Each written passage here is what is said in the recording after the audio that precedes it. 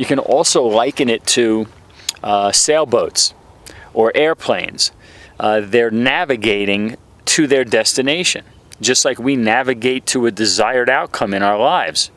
And if we're consciously approaching that, if we're thoughtfully and mindfully evaluating our lives and understanding who we are and what we truly want, not what other people recommend or suggest or teach us that we might want, based on social and cultural norms that may not fit your particular worldview or desires, but they were taught to you. You have to sometimes unlearn those, and that's very challenging. But getting back to the navigation, as you navigate, as you learn yourself and you start to choose and navigate your life, oftentimes the most intense guidance and the most truthful guidance is when you do connect to your spirit, when you do stop and listen. Yes. Stopping and listening is the most profound adventure I've ever been on. That speak to anyone who actually does it. And that's where the guidance comes from. That's where your truth shows up. So as you move through life, the navigation of redirecting, just the way boats on the water or planes in the sky have to continually get back on course because they're off course more than they're on course. So it's a navigation. It's a constant recorrection, recalibration to get ourselves in alignment with that with which we feel most connected to. That which resonates for us as individuals, and it's different for every single person. So our education system and your lifelong education must realize the uniqueness that you are and that our children are. We each have unique perspectives and gifts and talents, and those can be developed into skills with work.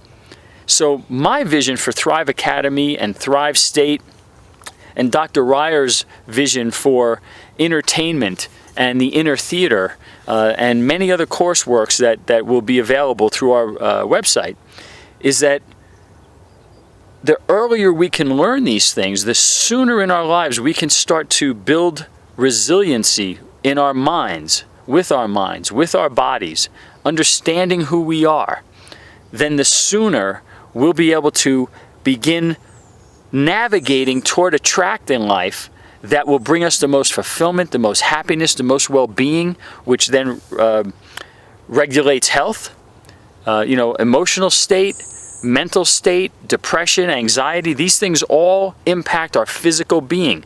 They cannot be separated. It is all part of the same organism. They are one. They are connected. They're interrelated and interdependent, just the way our economies are, just the way our ecology is. Everything is interdependent.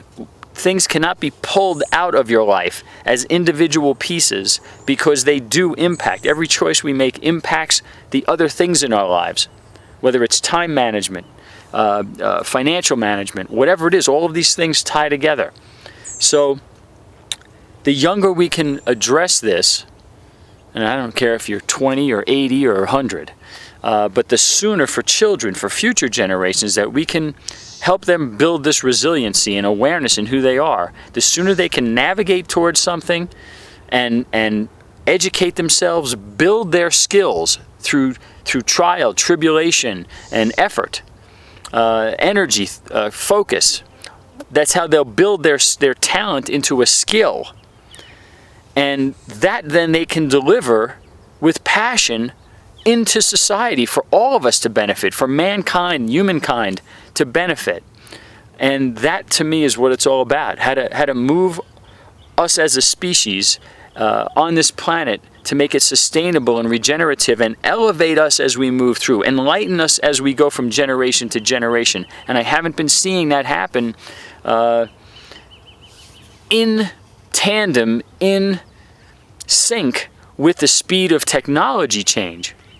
And as Dr. Reiher points out, we become bioculturally mismatched with the speed of change. So, yes, we're changing. Amazing developments. I mean, gosh, we go to the moon, right? We're looking at nanotechnologies and things even much smaller than that. So when you see the scope of magnificence of what we can create and innovate as tools, using our minds and our bodies as tools to innovate, it's magnificent what we're capable of. We must balance that with the social, emotional, spiritual well-being, because that is interdependent and interrelated with the growth of who we are as a species and who we are as a humankind. If we give up that heart, if we give up that divine aspect of who we are, then where are we headed? It's the why. Why are you choosing what you're choosing? Why are we building what we're building?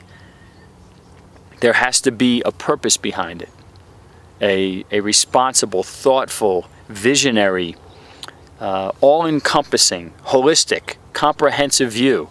We need to have a systems approach to how we engender the next generation, to how we establish the footprint that we leave behind for coming generations. It must be considered, the whole human being must be considered, the whole human experience must be considered as a system.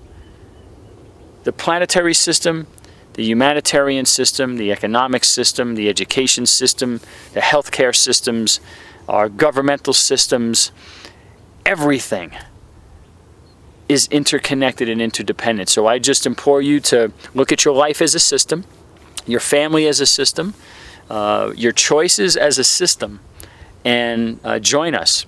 We can't wait to hear from you.